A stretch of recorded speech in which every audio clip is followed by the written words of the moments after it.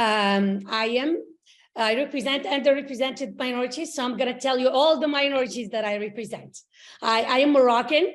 I'm a Fulbright scholar. I am in America as an immigrant, so I am a woman as a minority, African, because Morocco exists in Africa, Arab, Muslim, and a mom of autism. So I'm representing all these segments at the same time in me, this woman.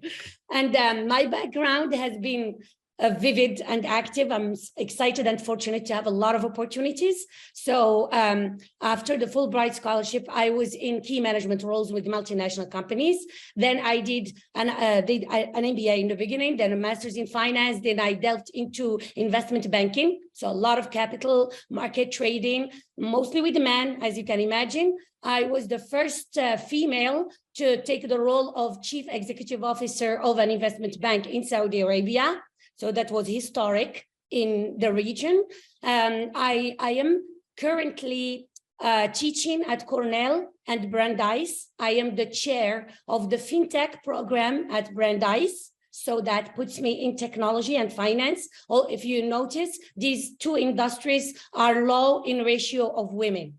Finance has been always, and technology, of course, that's a big topic that a lot of people talk about. And I am the founder of Fujn. Fujn is dedicated to women. So I think Fujn is a culmination of my identity, my education, my professional journey, okay, and my personal life with autism and like autism mom. So the whole thing makes my journey non-linear. And I know that all women, maybe all women, yeah, or most of them have non-linear lives. And I am super excited because careers and are non-linear right now. So they match perfectly with women's lives right now. So women needed that always, but now it's available. So we talk about education and learning and careers, but I think now it's a golden opportunity for women. So I'm giving you my background. And in fact, Hunter, in this discussion, I'm going to be advocating for women. I will also be advocating for educators, and I will be advocating for institutional like colleges and universities and for companies. So we have to include everyone so that the system is optimized. So I hope that I will be good at conveying some nuances so that, you know, the future of work is better for everybody. Absolutely. And it truly is a fusion of so many different cross platforms that you come from in your life. Yes. And in fact, Fujn itself is an integration of education, e-learning, upskilling, career counseling, life coaching, job marketplace, gig marketplace. So we're going to land in that, independent work, e-commerce and branding and selling services of women and products. So it's a combination. It's a fusion of a lot of things. I'm very excited to jump in. So you mentioned education and learning. Can you tell us what the fundamental differences are between those two things? Okay, so if I look at education, that's a classic word, okay? It represents a classic industry, okay? Education is structured, set by organizations and formal. So it is provided by K-12 schools, by colleges and institutions, universities. So the curricula are designed by people in those educators in these organizations, and they're supplied and offered to students. So when we talk education, it's an institution, and the supply is the institution and the staff. The demand is the students. But when we say learning, it's the supply is somebody, not necessarily an institution, anybody who's providing learning, and the demand is from any person. It's not a student, it's a learner. And so learning is fluid, it's dynamic, it's on demand. It's asked or requested by the learner. What type of learning do you want? And then the person, the individual, speaks up and expresses their need in learning. And also learning is not, before it's limited in time, now it's anytime, anywhere, at any stage of life.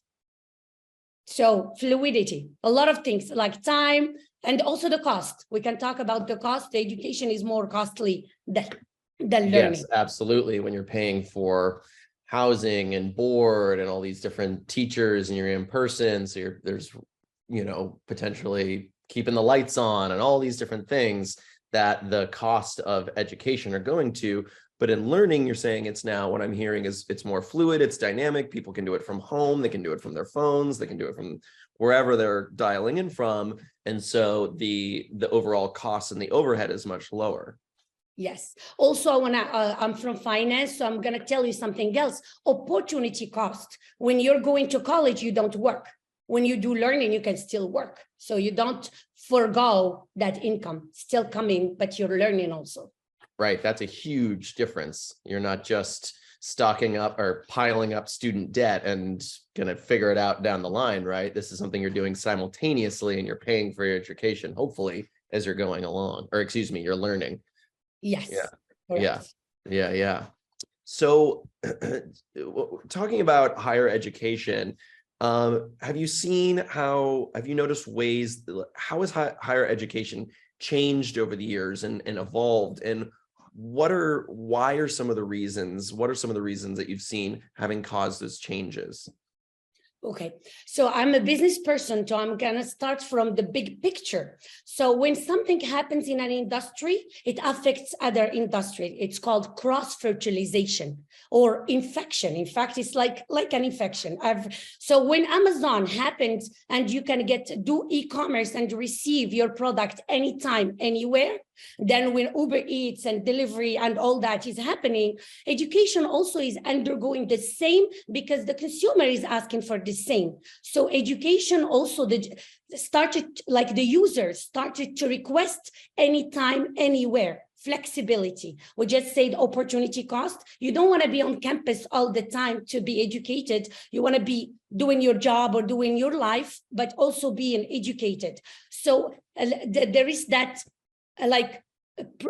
force that comes to education and asked the education to shape itself, be disrupted and change so that it can respond to the students' needs. So education has changed in delivery from brick and mortar campus classrooms into edtech, which is education technology and systems that can deliver the same product, but remotely, flexibly, recorded, asynchronous instead of synchronous, which is live, you can view it later. All that allowed, in fact, even students on campus started to look for things later, that flexibility that comes with delivery. In fact, it's technology helped with that. Without technology, we could not do education the way we are doing education right now. There is then cost. You talked about cost. Okay, using edtech helps lower cost because you can record and use the same professor over and over and over in, with many students. That allows the cost to go down. I hope it will. I mean, education is still under work and under disruption. The cost is still high, even now. But I think the thinking is undergoing so that the cost goes down a little and include more people in the system. I think that's so important I appreciate that you highlight that challenge. That's there's a lot of growth that's happening right now, and there's still a lot of room to go with access and accessibility for people to get, these ways of learning that not everybody has access to at the moment.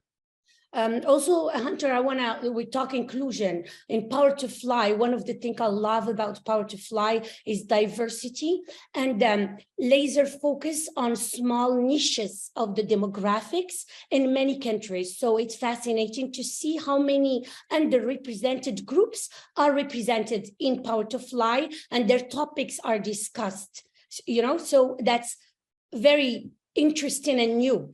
Another thing about education is that it's, I think, the most inflationary industry like if you look, I think of how it has grown at a CAGR of cost like 16%. I don't have the, but it's unbelievable. So the inflation in normal economy is like 2-3% in the US, but education is the most inflationary. So that has to stop somewhere, because salaries are not going that high and income is not going that high. So why education will be like that? If it stays like that, it will be even more exclusive than inclusive. Yeah, so it's Absolutely. like structural that it has to change. Yeah, I mean, just even in my own experience, I'm the youngest of four, so I have 3 older siblings, and the cost of university that went up just between a few 6 years, 4 years here, it's astronomical. It's almost twice as much as when, and now I look at folks that are entering university at, now it's, I can't even fathom it. Yeah, I'm glad you have like real cases from your family. So you can see it in, you know it, you feel it. And also I talk with my friends, like the biggest worry is how to save for college for their kids. That's the number one. Yeah, absolutely. So let's talk about some upskilling and learning. So what do you see as some of the latest trends that are happening in that, and that are different than what's happening in universities and traditional university settings? Okay, I thought about a nice analogy about university and learning. Why is learning now is taking ground over education is because education likes to be perfect. It likes to build curricula, and it likes to give it like true and accurate and well done and polished. Learning does not do that. Whenever there is a new skill, somebody is online, like sharing their experience, which is really nice because it's a practitioner who's talking about his know-how and sharing it with the world. That's the beauty of technology right now. But it's not polished, it's not accredited, it's not validated. That's the cons of learning, is that anybody can be an instructor right now. You don't know if it's true or not, but she is here or he is here, right? But it's available very fast. It's just in time supply of know-how and knowledge, right? So whenever something shows up as a skill, there is somebody who's teaching that. Like even like, let's say Clubhouse just showed up and somebody is teaching how to use Clubhouse and brand yourself on Clubhouse. I'm just giving you like, if a new product, then there's an instructor that shows you how to become good at that. That's the difference between the university has trouble now because they don't know how fast they can go. They don't make mistakes, like I teach fintech. Fintech is new. Like just you look for programs. There are very few in the world that are teaching fintech because practitioners are scarce, and also building curriculum takes time. That's why learning is very fast and reactive, very reactive. So I want to talk to you about hot skills. And also I want to talk about AI, and of course chat GPT is very hot. Come on, we got to talk about it. We got to talk about it. To say that. By the way, I want to tell you some fiasco that happened with chat GPT. Please. It's gonna be talk fun. about imperfections, right? There's a lot of things that are great, but there's also it's still in a new form. Experimental, that's the word. Yes, experimental. Yeah, and there's always risk, So chat GPT lately, I wanna say the story, then I wanna build on it. I wanted to send money to Saudi Arabia. Okay, I went online and I asked Wise, because I use Wise a lot as a payment platform global, and then it says we do not operate in this country. And then I said, let's try ChatGPT. I will ask what are the best apps to use to send money to Saudi Arabia. And I did that. And then it says, first, Wise. It gives me the one that Wise Go. It's a platform that does this. It's like the fees are affordable. Try it. And right there, I just got, rejected or whatever. I didn't get. So I took the 2 screenshots and I put them on LinkedIn. And I say, my community of intellectual people, please watch this experiment that I just found. ChatGPT says the Wise does transfer to Saudi. It's not. Wise says no. So what else? ChatGPT tells us that's not accurate.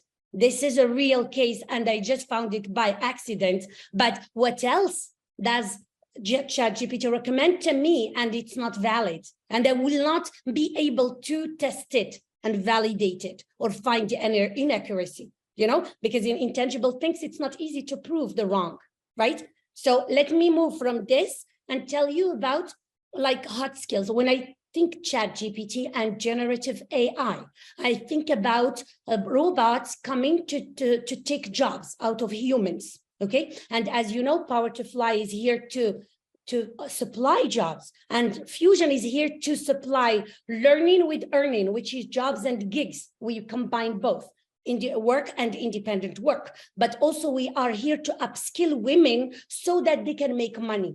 Really, we are about the dignity of lives of people. It's not about being smart. Yes, we want to be smart, but we want to be smart and make money, right? To have decent lives. Yeah. So when I look at ChatGPT or all these things, the AI that comes and can take a lot of kinds of jobs, okay, then I think about what's sticky, what's resilient, what will stay with humans, and robots cannot do it, at least in the near future. I find critical thinking, communication, connectivity with humans, understanding the wit, understanding the pejorative, nuances. When you ask me about, I said I will be advocating for all parties, not just the learner. I'm here to also talk about the constraints of the colleges, the constraints of the employer. Okay, and I can't say what's good and what's bad. And let's hope that this conversation will advance all of us to do better. Okay, so I think critical thinking, and that's why I do not forgo college education, because I think it provides well-rounded education. It's for the good of the learner and the employee, not the employer. I don't want companies to use us as robots and tell us, oh, coding, do coding for me, and you are a superstar coder. But how about my thinking, my philosophies, my well-being, my social life? I can't be just your tool, company. I am a human. I am higher than you, company. Right? That's how I think about it. I like capitalism, but I want capitalism to be at the service of people. We are better with it. We don't want it to invade us. It's like AI. We want to create AI that will serve us, not enslave us, right? So if I want to share with you like hot skills, I would say data science. I would say digital marketing and witty and clever and emotionally, charged content marketing. That's storytelling. Anything that's related to like reasoning, nuances, Hunter, whatever you ask me and I say, okay, I'm going to stop and I'm going to nuance. That's an area for humans more than AI. Anything that's gray and it's in the middle and you need to take on consideration a lot of things and there's pros and cons, I think humans can do, of course, better. So they need to focus on that. Yeah, absolutely. Because I think it's so interesting that we are such in a time of immediacy, right? And, with something like AI, we're like, oh, it's got this answer real quick for me. It wrote this synopsis, da, da, da, da. But there's something to be said for the pausing and taking a look and comparing. And that's something that a computer might do in a microsecond, but it might not still be accurate at this point. We need a human to actually suss it out and use that critical thinking to connect the dots and to fact check things. Yes. Another thing is originality. Yes. Humans are individual. And what I create is different of what you will create, because we are unique, and that unicity should stay. That's why anything authentic and original will be human, and human will get paid well for a job that requires that. That's right. Like for my little chat its experience was I had it write a bunch of different songs and they were fine, but they were all kind of similar. It was like this genre, that genre. I was like, you're doing the structure, but they still kind of feel like one robot wrote it. Yes. Yes. Yeah. So we were talking about earlier too, to circle back around to colleges, and I heard you say that you appreciate that, universities and colleges provide a well-rounded education, and that can be helpful. So not to completely eliminate those, but many businesses are still prioritizing college degrees over other forms of learning and certification. So why should companies, do you think they should revisit these requirements? Some of them are, but there's still a lot that I think are stuck in that previous mentality. It's like you need to have this degree and this level of education, or you're not even considered for the job. Okay, so this one also is a nuanced one. I will touch on some areas, and of course, there will be some blind spots in my answer. So there are two, what I watch, like if you look at Silicon Valley and all the forward thinkers organizations, now they graduated out of that bias of like Harvard, Yale, Stanford, Ivy League, master's, PhD, all that. They are out of that. Of course, they still look at those profiles, but they want to see a proof of work done and the mastery of skills. So there is that, there is hackathons, there are prizes, there are contests to test and try the candidates so that you can filter them based on work done. Okay, so these are the Facebook, the Google, the Tesla, all these. For those I like, because they open the floor to everybody to participate and there is some sort of inclusion, but I don't like because they're so zoomed into that skill, because they do not care what your leadership skills like, your personality, all that, come do the job, and that's it. So that takes us into that tunnel of specialization. Okay, it's fine, you can do that, but take care of yourself because you're not a slave of that skill, right? So that I advocate now just for the employee, not the employers. The employers are served okay because they want the skill, they got the skill. The other group is the old school, which is look at the CV and look at the PhD and the masters, the bachelors, and look what college provided that and give, grades of salaries or jobs based on that. That's wrong because that's bias from the start. You need to go beyond the titles and the labels and sort through the candidates and see the right match, the right suitability. Some, we talked about individuality. Who told you that the person, who didn't get X do not know that, especially with learning now? People complete. And in this talk, I think one of the takeaways, like education completes learning, and learning fills the gap of education and keeps ongoing upskilling happening. You can quit, like leave the college, but still you're still learning. You never stop and you're upskilled regularly. So for me, it's like a mix, a blend. One thing that I would warn a little the HR people is that they mitigate risk by checking the boxes, so that if the hiring does not go well, they have checked all the boxes. I want them to be more assertive and take risk and take bets on people, because it will work. I mean, that allows more inclusion, be it like profile and ethnicity or skills or background, all that. Take bets because it could work better, but in the mix of everything. But it's a big topic. It's a huge topic. Khadija, I feel like we could talk all day about this. And unfortunately, we only have a couple more minutes. And in the spirit of taking risks, I have a list of questions that we're not even going to get to. Is there anything that you want to talk about in these last couple of minutes that you would like to use this platform for as we're wrapping up? I would like to make a call to women because Fujn is about women. And I want to say, ladies, take this shift that's happening in the future of work as a good thing, as an opportunity.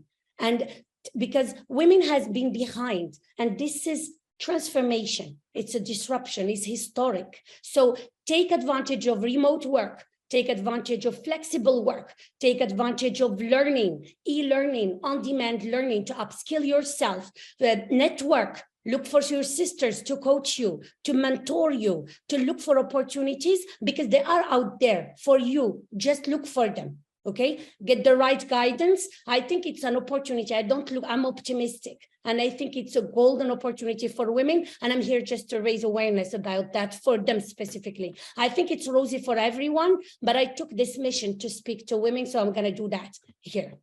Thank you so much for that. So before we wrap up, I want to make sure everyone knows how to connect with you, but what advice would you say for folks that are looking for these new, they're inspired to upskill, do this more on-demand learning? Where should they look? How should they start? And how do they know which ones are going to be right for them? Is there a way to assess that out? Okay, I would start with established, respected organizations like Coursera, Udacity, Sesame, and look for the best, like top percentile instructors, and start taking courses with those, because I'm sure, because they're popular, it's not by accident. Okay, go to like look for mentors of women to guide you, like how to look for skills and don't waste your time taking courses just for taking courses. Start from the end. What is the gap that you have, and work backwards to fill the gap, because time is money. Time is more important than money. Amen. Amen to that. Khadija Khartit, thank you so much for making the time today. How can folks stay connected with you and Fujn? Our website is www.fujn, and it's spelled Fujn .global, GLOBAL. And we are on Instagram. It's called We Are Fujn, in one word, FUJN. We are on Facebook. We are on LinkedIn. We are on Instagram and on all social media. All the things. We are Fujn. Yeah, and talk to us. We'll talk to everybody. Beautiful. Well, thank you so much for making the time. I hope we get to do this again soon. I would love to talk to you again, because there's so much more we could get into. Thank you, Hunter. Thank you so much. Thank Take you. care. Have a great rest Bye-bye. of your day. Bye-bye.